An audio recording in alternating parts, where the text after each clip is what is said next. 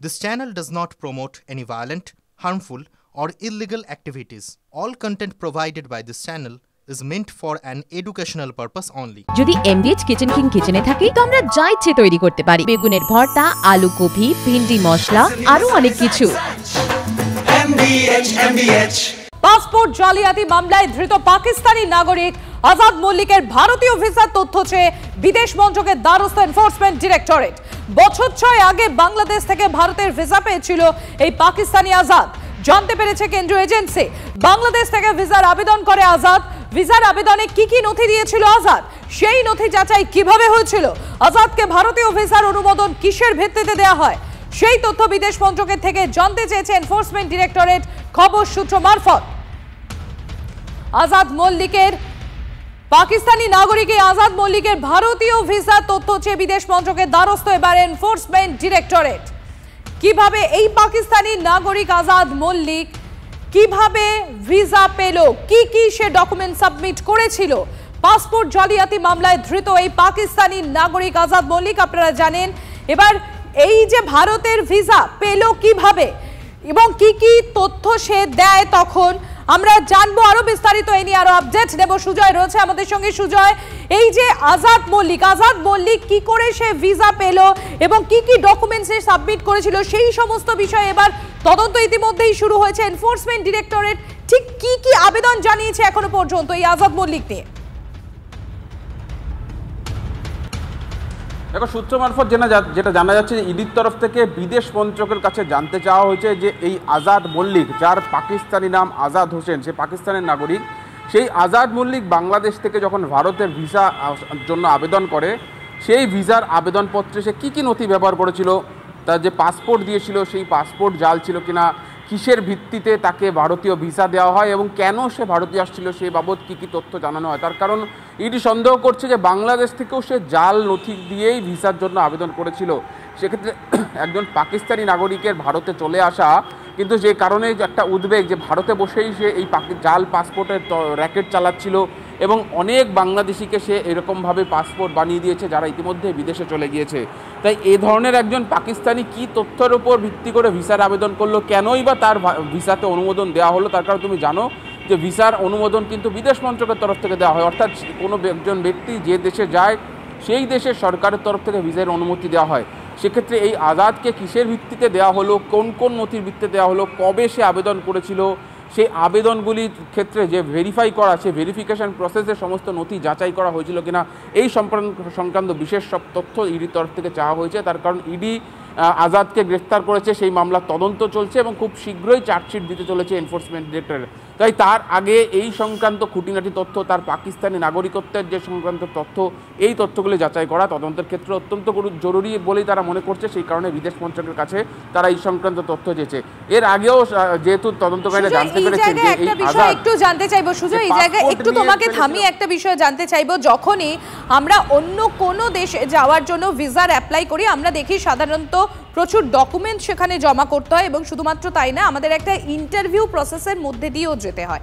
ভারতের ভিসার ক্ষেত্রে সেই একই রকম পদ্ধতি অবলম্বন করা হয় আমরা জানি। তো সেক্ষেত্রে এই যে কি কি ডকুমেন্টস সে সাবমিট করেছিল, তাকে ইন্টারভিউয়ের কটা ধাপ পেরোতে হয়েছিল, সেই সময় কারা যখন ছিলেন, এই বিষয়গুলো কি অত্যন্ত গুরুত্বপূর্ণ বলে মনে করছে এনফোর্সমেন্ট ডিরেক্টরেট? একেবারে দেখো, আজাদ হোসেন, আজাদ মল্লিক, তার পাকিস্তানি নাম আজাদ হোসেন, সে পাকিস্তানি, সে ব্যাপারে কোনো সন্দেহ নেই ইডি তদন্তকারীদের। আর সেখানেই প্রশ্ন, একজন পাকিস্তানি সে বাংলাদেশ থেকে ভারতে চলে আসলো ভিসা নিয়ে, তার অনুমোদনের ক্ষেত্রে, তার ভিসার অনুমোদনের ক্ষেত্রে কী কী যাচাই করা হয়েছিল, তার ইন্টারভিউ করা ছিল এবং কোন কোন অফিসার সেই তার এই ভিসা দেওয়ার ক্ষেত্রে, ভিসার অনুমোদন দেওয়ার ক্ষেত্রে যুক্ত ছিলেন, অর্থাৎ কোন কোন অফিসার তার এই গোটা ভেরিফিকেশন প্রসেসের দায়িত্ব ছিলেন, এই সংক্রান্ত খুঁটিনাটি তথ্যই তারা জানতে চেয়েছেন। তার কারণ তদন্তকারীরা মনে করছে যে এই সন্দেহ রয়েছে যে এই আজাদ একজন পাকিস্তানি গুপ্তচর, সেই গুপ্তচর বৃত্তি করতে ভারতে আসছে এবং তাকে ভিসা দিয়ে দেওয়া হচ্ছে। এটা কিন্তু দেশের নিরাপত্তার পক্ষেও যথেষ্ট উদ্বেগজনক যে একজন পাকিস্তানি বাংলাদেশ হয়ে ভারতে চলে আসছে এবং সে ভিসা নিয়ে যখন ভারতে আসলো, তার ভিসার মেয়াদ শেষ হয়ে যাওয়ার পরেও সে ভারতে থাকলো, সেটা কেন যাচাই করা হলো না, সেটা কেন আমাদের পুলিশের তরফ থেকে সেই বিষয়গুলি যাচাই করা নয়, সেই একেবারে আমাদের সেদিকেই নজর থাকবে। সুজয়, আপাতত তোমাকে ধন্যবাদ।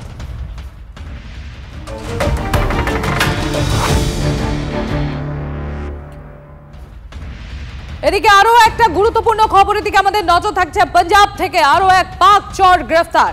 ধৃতের নাম গগনদীপ সিং। অপারেশন সিন্দুরের সময় পাক গুপ্তচর সংস্থা আইএসআই কে তথ্য পাচারের অভিযোগ। খালিস্তানপন্থী নেতা গোপাল সিং চাওলা তারই ঘনিষ্ঠ এই গগনদীপ বলে জানা যাচ্ছে এবং গগনের ফোন থেকে অন্তত 20 জন আইএসআই এজেন্টের নম্বর উদ্ধার হয়েছে। আপনাদের জানাই গগনদীপ সিং আরো এক পাক চর গ্রেফতার। পাঞ্জাব থেকে আরো এক পাক চর গ্রেফতার। শান্ত রয়েছেন আমাদের সঙ্গে। শান্ত, এই যে গগনদীপ সিং এর গ্রেফতারি, এটা আমাদের জন্য কতটা লাভজনক, কারণ তার কাছ থেকে আর কি কি তথ্য উঠে আসছে? দেখো, যেটা পাঞ্জাব পুলিশ সূত্রে খবর, গগনদীপ সিংকে ত্রান তারান জেলা থেকে মূলত গ্রেপ্তার করা হয়েছে। আর ত্রান তারান জেলা যেটা রয়েছে সেটা একেবারে পাকিস্তান সীমান্ত লাগোয়া। স্বাভাবিকভাবেই বিএসএফ, পাঞ্জাব সীমান্তে বিএসএফ বা ভারতীয় সেনা অপারেশন সিঁদুরের সময় কোথায় কোথায় মুভমেন্ট করেছিল, এখন তারা কোথায় রয়েছে, কি কি ইনস্টলেশন নিয়ে রয়েছে, যাবতীয় তথ্য আইএসআই এর কাছে পাচার করেছিল এই গগনদীপ সিং। এমনই অভিযোগ পাঞ্জাব পুলিশের ডিজির। এমনকি পুলিশের তরফে এও জানানো হয়েছে যে প্রো খলিস্তানি লিডার, তার সঙ্গে কিন্তু 5 বছর ধরে যোগাযোগ এবং তার কাছে বিভিন্ন তথ্য পাঠানো হতো। আর এই প্রো খালিস্তানি লিডার কিন্তু মূলত পাকিস্তান অপারেটিভ ইন্টেলিজেন্স অপারেটিভের সঙ্গেও যুক্ত। সেখান থেকে গগনদীপের কাছে টাকা পৌঁছাতো। গগনদীপ শুধু পাঞ্জাবের তারান তারান জেলায় নয়, একাধিক জায়গা, আটারি সীমান্ত, ফিরোজপুর সীমান্ত সহ একাধিক অংশের যাবতীয় তথ্য অপারেশন সিঁদুর এবং তার পরবর্তী সময়ে যাবতীয় তথ্য আইএসআই এর কাছে পাচার করেছে। এবং এরপরই পুলিশ বিশেষ সূত্রে খবর পেয়ে গতকাল রাতে তাকে গ্রেফতার করেছে। তার মোবাইল ঘেটে প্রায় 20 জন আইএসআই এর এরকম গুপ্তচর বা গুপ্তচর বৃত্তির সঙ্গে যুক্ত রয়েছে, তাদের নম্বর পেয়েছে। অর্থাৎ যাবতীয় পরিস্থিতি কিন্তু এখন পাঞ্জাবের একাধিক জেলায় কিন্তু দেখা যাচ্ছে যে এরকম গুপ্তচর বৃত্তির অভিযোগে একাধিক জনকে ধরা হচ্ছে, পুলিশ সূত্রে জানা গিয়েছে। এবং এই গগনদীপ সিংকে জেরা করে কিন্তু আরো অনেকজনের নাম পাওয়া গিয়েছে বলে পাঞ্জাব পুলিশের ডিজি জানিয়েছে। ইতিমধ্যে তাদের খোঁজেও তল্লাশি শুরু হয়েছে। ধন্যবাদ শান্ত, নজর রাখো। এদিকে পাহেলগাঁও যে কাণ্ড, সেই পাহেলগাঁও কাণ্ডের পর প্রথম কাশ্মীরে নরেন্দ্র মোদী। জম্মু কাশ্মীর সফরে যাবেন প্রধানমন্ত্রী। 6 জুন জম্মু কাশ্মীরে যাবেন প্রধানমন্ত্রী। জম্মু কাশ্মীর সফরে যাবেন প্রধানমন্ত্রী নরেন্দ্র মোদী। পাহেলগাঁও কাণ্ড আপনারা জানেন এবং তারপর 6 জুন প্রথম উপত্যকায় ভূস্বর্গে প্রধানমন্ত্রী নরেন্দ্র মোদী।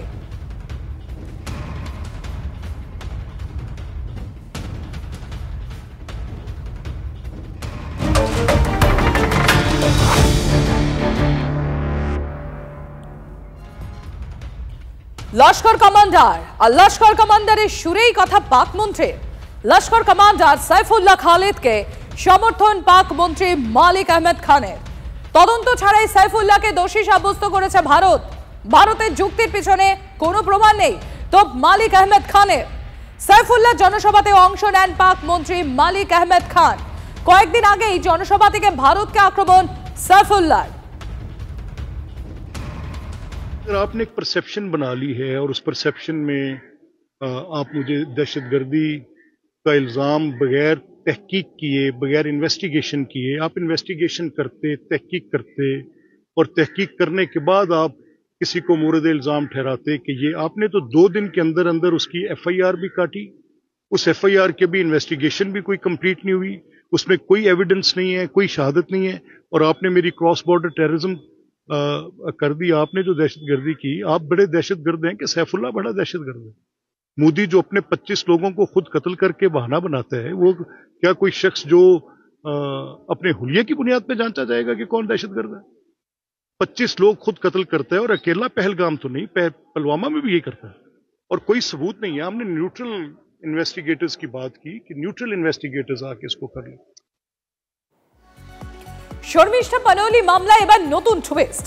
এবার বিপাকে শর্মিষ্ঠার বিরুদ্ধে যে মামলাকারী সে কলকাতার বাসিন্দা ওয়াজাহাত খান।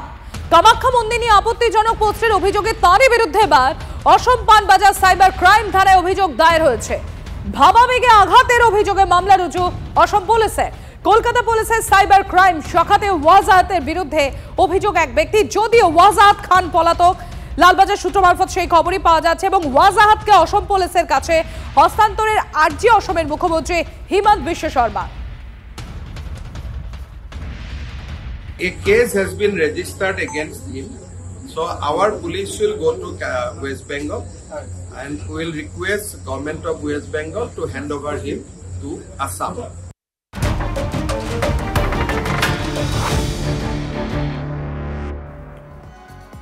পানিহাটিতে তৃণমূল কর্মীর বাড়িতে সেনার ব্যবহৃত কার্তুজ। তৃণমূল কর্মীর বাড়ি থেকে সেনাবাহিনীর ব্যবহৃত কার্তুজ উদ্ধার হয়েছে দেশি বিদেশি পিস্তল। আগরপাড়া থেকে গ্রেফতার তৃণমূল কর্মী নঈম আলী ওরফে নেপালি। অভিযুক্ত তৃণমূল কর্মী নঈম আলী পানিহাটি পুরসভা 6 নম্বর ওয়ার্ডের তৃণমূল কাউন্সিলর বিশ্বনাথ দে তার ঘনিষ্ঠ বলে খবর স্থানীয় সূত্রে।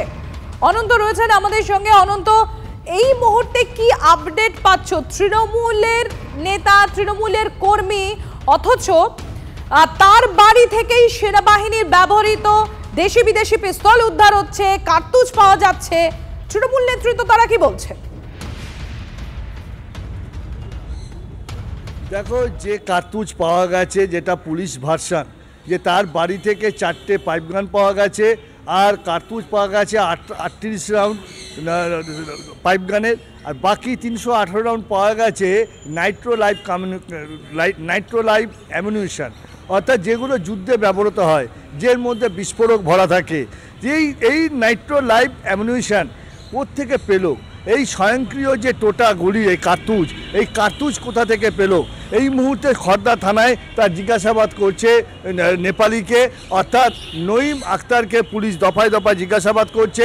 কিছুক্ষণ পরে তাকে ব্যারাকপুর আদালতে পাঠাবে খর্দা থানার পুলিশ। এবং এই যে অস্ত্র উদ্ধার হয়েছে, এই অস্ত্র কেন সে মজুত রেখেছিল, কার কাছ থেকে এই অস্ত্র এনেছিল, কোথা থেকে এনেছিল, কি কাজ, কি পারপাসে এনেছিল, তাই পুলিশ তদন্ত করছে। এর সাথে কারা কারা যুক্ত আছে, কে কে এর সাথে যুক্ত, আরও কোথাও অস্ত্র আছে কি না।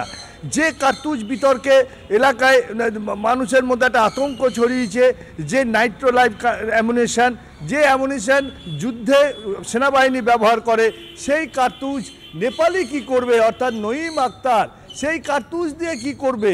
তাহলে কি সেই কার্তুজের যে বন্দুক লাগে, যে স্বয়ংক্রিয় রাইফেল, সেই রাইফেল কি তার কাছে আছে? তাহলে সেই কার্তুজ পেলো কি করে, রাখবেই বা কী করে, কোত্থেকে আনলো?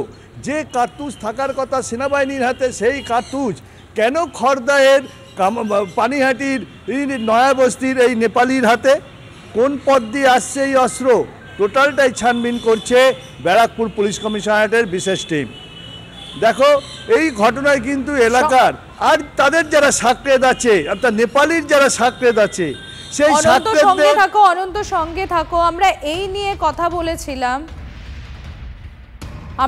বলেছিলাম প্রাক্তন এনএসজি কর্তা দীপাঞ্জন চক্রবর্তীর সঙ্গে, যে সেনার ব্যবহার করা দেশি বিদেশি বন্দুক কার্তুজ কি করে একজন তৃণমূল কর্মীর হাতে চলে আসছে, সেই নিয়ে কি বলছেন তিনি, শুনুন। এরকম বংশধর এরা হাজারে হাজারে পুরো বাংলাতে ছড়িয়ে রয়েছে, এবং এ তো বোঝাই যাচ্ছে অস্ত্রগুলো কি জন্য। এটা তো রাষ্ট্রীয় সুরক্ষার জন্য আসছে না, বা সীমান্ত সুরক্ষার জন্য আসছে না, এ ভোটের জন্য গুন্ডামি মস্তানি করার জন্য আসছে। আমি শুনছিলাম কি অডাসিটি, এবং আমি অবাক হয়ে যাচ্ছি যে ওই পুলিশ, একদিকে পুলিশকে ক্রেডিট দিতে হবে, তারা ধরেছে, আবার পুলিশ এই সমস্ত লোক বাইরে এখনো মুক্ত আকাশের নিচে ঘুরে বেড়াচ্ছে। এদের যদি প্রিভেন্টিভ মেজারে ইমিডিয়েট অ্যারেস্ট না করা হয়, আইন শৃঙ্খলা বলে কিছু থাকবে না ভবিষ্যতে। ঠিক যেরকম আপনাদের জানাচ্ছিলাম যে সেনাবাহিনীর ব্যবহার করা অস্ত্র শস্ত্র, সেটাও যেমন এই তৃণমূল কর্মীর বাড়িতে পাওয়া গিয়েছে, দেশি বিদেশি পিস্তল পাওয়া গিয়েছে, সেনার ব্যবহৃত কার্তুজও পাওয়া গিয়েছে। এখানেই প্রশ্নটা উঠে আসছে যে তৃণমূল কর্মীর বাড়িতে সেগুলো কি করছে। আমরা এই নিয়ে কথা বলেছিলাম প্রাক্তন পুলিশ কর্তা অরিন্দম আচার্যর সঙ্গে। তিনি কি বলছেন এই বিষয়টি নিয়ে শোনাবো আপনাদের। বিগত দিনে রিকভারি গুলো যদি দেখেন, এর আগে অস্ত্র হয়েছে, কিন্তু আজকে যে অস্ত্রটা রিকভারি হয়েছে, প্রপার যদি সিজড হয়, এগুলো তো আর্মস অ্যামুনিশন গুলো তো যুদ্ধক্ষেত্রে ইউজ হয় ভাই, এগুলো ব্যাটল ফিল্ডে সৈনিকরা ইউজ করে। তাহলে এরা কিসের জন্য এনেছিল? এগুলো তো করছে হচ্ছে গিয়ে যে বিরোধী পক্ষকে নির্মূল করার জন্য, বিরোধী পক্ষ যাতে কোনোভাবে দাঁড়াতে না পারে। আর আমরা এই নিয়ে কথা বলেছিলাম বিজেপি নেতা অর্জুন সিং এর সঙ্গে, তিনি ঠিক কি বলছেন শুনুন। ব্যারাকপুর কমিশনারেট এই জায়গাটাকে পুরোপুরি ক্রিমিনালদের হাতে দিয়ে দেওয়া হয়েছে। আর যে জায়গাকার কথা বলছেন, ওই খর্দার পিছনে যে গ্রামীণ অঞ্চলগুলো আছে, খর্দা গ্রামীণ অঞ্চল, শহর অঞ্চল, পুরোপুরি ওখানে ক্রিমিনালরা দাপিয়ে বেড়াচ্ছে। ওখানে যারাই তৃণমূলের নেতা আছে তারাই ক্রিমিনাল আছে, যারাই ক্রিমিনাল আছে তারাই তৃণমূলের নেতা আছে। ওখানে আপনি একটা বাড়িতে ইট লাগাতে পারবেন না যদি এদেরকে পয়সা না দিতে হয়। এদের এক্সটর্শনের মানে এরিয়াটা অত বড় হয়ে গেছে, একটা টোটো অটো থেকে নিয়ে ইট লাগানো থেকে নিয়ে রাস্তায় সব জায়গায় এদের তোলাবাজি চলে, সেই জন্য অস্ত্র যোগান করেছে। তৃণমূল নেতা অরূপ চক্রবর্তী কি বলছেন শুনুন। অর্জুন সিং একটা ক্রিমিনাল, যাকে ব্যারাকপুরের মানুষ উদ্ধার করেছে। ব্যারাকপুর লোকসভা কেন্দ্রকে 2019 থেকে 24 ক্রিমিনাল রাজকে তাড়িয়ে ব্যারাকপুরে শান্তি রাজ প্রতিষ্ঠা করেছে। সেই ক্রিমিনালের থেকে কোনো সার্টিফিকেট বাংলার মানুষ দেবে না, কারণ বাংলার মানুষ ভুলে যায়নি এই ক্রিমিনাল অর্জুন সিং একটি জনপ্রিয় টেলিভিশন চ্যানেলের সঞ্চালককে সাক্ষাৎকার দিতে গিয়ে বলেছিলেন, আমি সব্যসাচী হচ্ছি, আমার দুটো হাত সমানে মেশিন চালাতে পারে। ব্যারাকপুরের মানুষ মেশিন চালানোর জন্য সাংসদ পাঠায় না, কলম চালানোর জন্য পাঠায়, যে ব্যারাকপুরের জন্য উন্নয়নের কাজ নিয়ে আসবে। যাকে তৃণমূল কর্মী বলে আপনারা বলছেন কোট আনকোট অর্জুন সিং এর বাসায়, সে তৃণমূল কংগ্রেসের কোনো কর্মীই নয়। পুলিশ গ্রেপ্তার করলে দেখবেন তার সাথে অর্জুন সিং এরই যোগাযোগ পাওয়া যাবে, কারণ বিগত 25, 30, 40 বছর ধরে ভাটপাড়া ব্যারাকপুর হোক বা পানিহাটি সোদপুর হোক, এই তল্লাটের ক্রিমিনালদের একটাই ঠিকানা, একটাই গডফাদার, তার নাম অর্জুন সিং।